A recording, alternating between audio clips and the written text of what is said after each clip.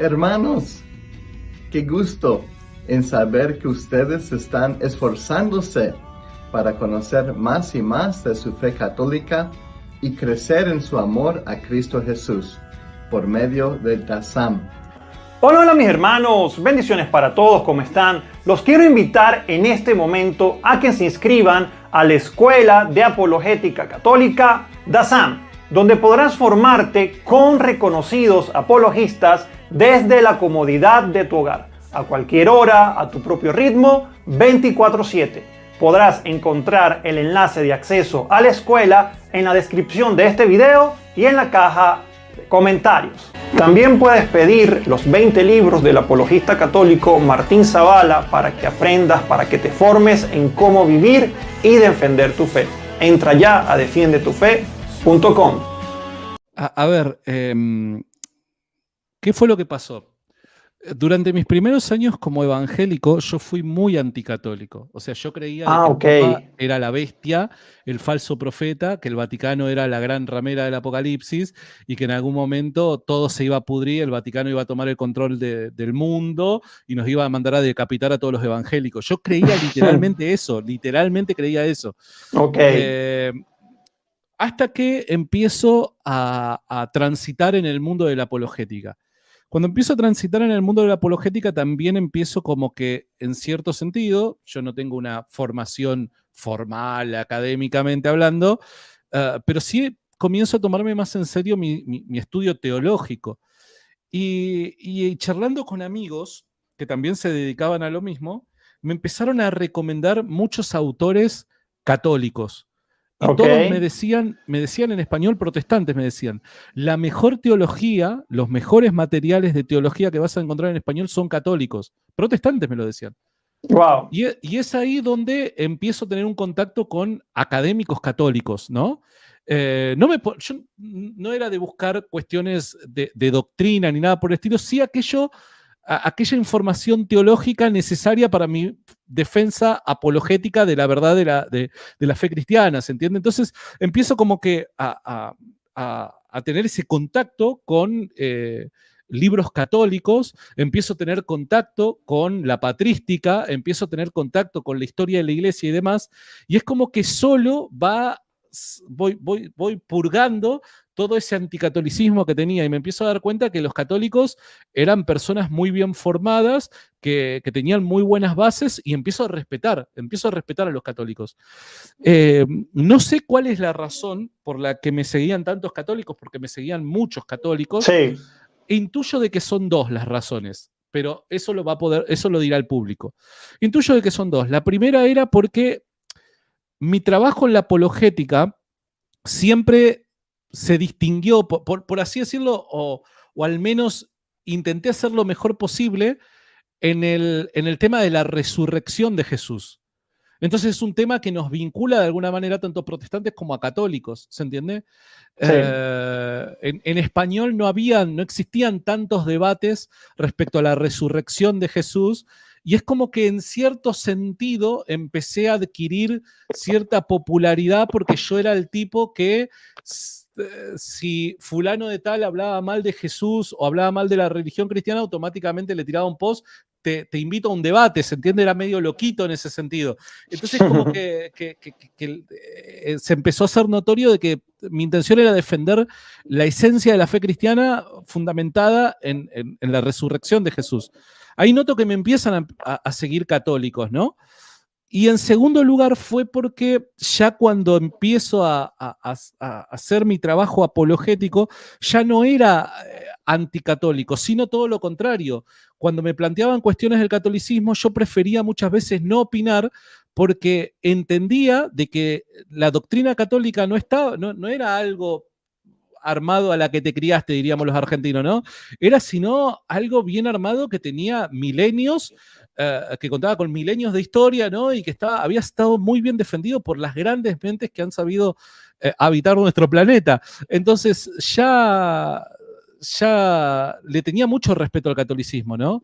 Y este respeto al catolicismo creo que hizo que muchos católicos me siguieran. Creo que esas son las dos principales razones, el público lo dirá. El último año sí, el último año ya estaba cantado, por eso hay veces de que yo digo, muchachos, o sea, a quienes se enojaron por mi conversión al catolicismo, ¿no? No es que de la noche para la mañana un día me levanté con el espíritu catolizador y dije soy católico y ya, no, o sea, quien me seguía en redes sociales el último año era cantado. Yo ya había admitido que no creía en la sola escritura, que creía en la intercesión de los santos, que creía en María, que creía en el purgatorio, que creía en la tradición. ¿Se entiende? Entonces, esas cosas yo las había declarado públicamente diciendo todavía soy evangélico, ¿se entiende? Pero creía en esas cosas. Entonces todo el mundo ya sabía de que en algún momento me iba a ser católico, era como cantado, ¿no? Quizás también hay veces que nosotros restringimos la conversión la limitamos únicamente a la transición intelectual, ¿no? Al asimilar ciertas ideas y admitir que ciertos argumentos son realmente buenos. Y una conversión no es necesariamente eso. Nosotros no solamente somos seres intelectuales pensantes que cuando le presentás un silogismo, premisa A, premisa B, conclusión automáticamente cambia de paradigma. No, el ser humano es algo mucho más complejo, ¿no? Entonces, quizás yo ya estaba convencido intelectualmente hablando, pero faltaban otras cosas resolver en mi vida hasta que una mañana me desperté y dije, listo, es hoy. Y salió el famoso video Me hago católico. Pasan esa semana, pasan esos videos que se hacen virales, muchos te tiran hate, otros te dan la bienvenida, te reciben en la iglesia. Veo que tenías contacto con el padre Javier. ¿Cómo fue el siguiente paso? O sea, ok, me hice católico, pero sabemos pues que eso no es así, ¿no? Yo me hago católico y ya. O sea, ¿cuál fue el proceso? ¿Qué tuviste que hacer? Bueno, dijiste que ya estabas bautizado, pues me imagino que tuviste que hacer la confirmación, comunión. O sea, ¿cómo fue el proceso de preparación pues para recibir esos sacramentos? Bueno, bien, buena pregunta. Bueno, voy a contar algo acá que no lo conté nunca y que no lo cuento nunca simplemente porque me gusta jugar con los curiosos. Viste que hay mucha gente que es curiosa. Cuando me preguntan de qué trabajás, yo suelo decir de que tengo, a partir de las 12 de la noche, abro las puertas de mi casa y hago peleas de gallos clandestinas. Y la gente por ahí, se enoja porque... De hecho, por ahí me acabo de banear a uno que vino a atacarte con eso. Ah, bueno, viste, justamente eso. O hay gente que dice que no soy católica, que soy un infiltrado, o cosas por el estilo. Una de las cosas que suelen preguntarme es, ¿tu esposa no es católica? Porque mi esposa no es católica. ¿Cómo puede ser de que vos... ¡Wow! Yo entiendo de que es una pregunta lógica, pero Sí. es como que se la respondo a las personas que me interesan realmente que sepan qué pasó ahí. Después me gusta jugar un poco, no sé si está bien o está mal, pido disculpas si está mal, pero me gusta jugar con la curiosidad de la gente. Entonces suelo decir de que falleció y que yo soy viudo, cosas por el estilo. Pero obviamente se sabe que es un juego porque ella constantemente está interactuando conmigo, muchas veces acá participando detrás de cámara. A ver, cuando ya todo se empieza a encaminar, ¿no? Voy a la capilla del padre Javier y golpeo la puerta y le digo, bueno, padre, ¿cuál es ¿Y ahora qué hago? siguiente paso? O sea, ¿cómo sigue todo esto? ¿Dónde me arrodillo? Bueno, ¿Dónde me paro? bueno, me dice, ahora es hora de tomar tu primera comunión. Y ahí empezamos a charlar, ¿no? Él evitó que haga el catacumenado, ¿no es cierto? Sí. Lo evitó porque tuvimos 2 conversaciones donde él me dijo de que lo necesario para ser católico yo ya lo creía y estaba convencido de ello, doctrinalmente hablando. El conocimiento doctrinal que necesito aceptar para ser católico yo ya lo conocía y lo aceptaba como tal. Él me dijo, no necesitas ser teólogo para ser católico, para bautizarte como católico. Sí hay cosas que vos necesariamente tenés que creer y son aquellas que vos creés, así que no necesitas mucha más formación. Que por eso obviamente te hiciste católico, por lo que creías. Claro, totalmente. Entonces me dijo, no necesitas mucha más formación que la que ya tenés. Intelectualmente hablando, vos ya estás listo para tomar tu comunión. Sí hay cosas que hay que poner en orden y una de ellas fue el tema de mi matrimonio. Obviamente yo estaba casado, pero no estaba casado por iglesia católica.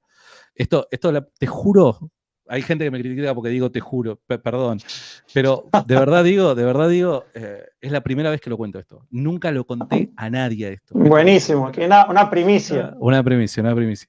Le digo a mi esposa, le digo, mira, yo quiero estar bien con Dios, o sea, quiero hacer las cosas bien, le digo, tenemos que ir para que nos casen. Mi esposa me dijo, bueno, dale, vamos.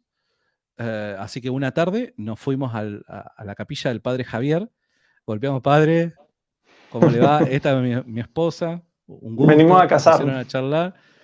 ¿Y qué quieren? No, nos venimos a casar. Y me dice, pero ¿cómo que? ¿No necesitan charlarlo? No, ya está todo charlado. O sea, acá venimos para dar el sí nada más. Creo que era un martes 3 de la tarde, más o menos. Un calor así terrible. Y recuerdo que nos vamos para la capilla y bueno, hace falta testigos. Había una señora que estaba rezando en la capilla, estaba sola en la capilla, o sea, sola ella, estaba rezando y el padre la llama y dice, ¿podés salir de testigo de un casamiento? Sí, dice la señora, hola, un gusto, ¿cómo le va? Señora, yo, un gusto, que esto, que el otro. Pasa otro sacerdote caminando que se iba para el lado del fondo, que tiene un colegio, y dice, padre, ¿puede venir un cachito? ¿Nos puede salir de testigo? Sí, claro, ¿cómo no? Viste como, a ver, salvando las distancias, obviamente, con un poco de sentido del humor. ¿Viste como en las películas muchas veces cuando se van a Las Vegas, que es todo muy así nomás, agarrado así? Sí, bueno, total. Fue así, entonces, viste, entramos a la capilla, estaba el padre Javier Olivera Rabasi, estaba esta señora, que pido disculpas, pero no sé cómo se llama, una testigo, estaba el otro sacerdote ahí, bueno, ahí aceptás como esposo, que esto que el otro, sí, amén, que esto que el otro, nos bendijo las sortijas que ya estábamos utilizando. Bueno, son marido y mujer, ya está, el sacramento del matrimonio lo tienen. Nos fuimos ahí, 4:30 de la tarde, ya estábamos casados. Entonces, para aquellos que son curiosos y dicen, ¿cómo puede? Porque hay gente que hasta, y esto, ahí es donde yo digo, muchachos, seamos inteligentes. Todos conocemos quién es el padre Javier Olivera Rabasi y lo estricto que es respecto al caminar cristiano. ¿Vos te pensás de que me daría a mí la primera comunión si esas cosas no estuvieran habladas y arregladas? Claro. Es obvio. Entonces, pero había gente que decía, no, pero ¿cómo el padre Javier no? No, chicos, o sea, es evidente de que habíamos hecho las cosas bien. Convertir al catolicismo, o sea, ¿qué fueron esas cosas que iban acumulando que tú dijiste, pues que yo no puedo ya decirle que no a esto, aunque no entienda muchas cosas, que creo que también te vi escribir algo así, pues que obviamente pues, de la noche a la mañana no vas a entender absolutamente todo, o sea, y más cuando tú venías pues, de ese mundo pentecostal anticatólico. A ver, yo creo que hay dos líneas de evidencia que a mí me convencieron. No dos argumentos, sino dos líneas de evidencia. La experiencia milagrosa y la cuestión doctrinal. A ver, yo ya venía, el último año yo ya venía peleando con las cuestiones doctrinales, ¿no? De hecho, creo que la gota que rebalsó el vaso fue cuando me di cuenta que la sola escritura no conduce a ningún lado. Sí, conduce al desastre. Entonces, la sola escritura, darme cuenta que la sola escritura no era un concepto ni bíblico, ni empleado por los primeros cristianos, por aquellas primeras generaciones de cristianos, hizo que abriera los ojos terriblemente, porque la sola escritura es la base, es el fundamento de toda la teología protestante. O sea, si la sola escritura es falsa, todo el edificio se viene abajo. Entonces, cuando me di cuenta que no había forma de defender la sola escritura, eso ya fue el 50%, ¿no? Por así decirlo. Ese fue el clímax de la parte intelectual, ¿no? El convencimiento intelectual. Pero después hubo otra vía que fue aquella más persuasiva, que caló más hondo en mi corazón, que fueron los milagros eucarísticos. Los milagros eucarísticos, tratar el tema de los milagros eucarísticos de verdad me revolucionó, me provocó un sacudón, un golpe en lo más profundo de mi ser, y fue aquello que me dijo, no, es evidentemente el camino es por acá. O sea, ya está. Yo siempre fui una persona, a ver, puede ser que, y Dios es Dios y sabe cómo nos prepara para los momentos clave en nuestra vida, ¿no? probablemente Dios ideó toda mi vida, ¿no? Y me permitió vivir tantos años en círculos pentecostales y neopentecostales donde tanto hincapié se hace respecto al milagro, el milagro, la manifestación, el milagro, el milagro, el milagro. Para los pentecostales y neopentecostales, el milagro y lo sobrenatural es algo clave.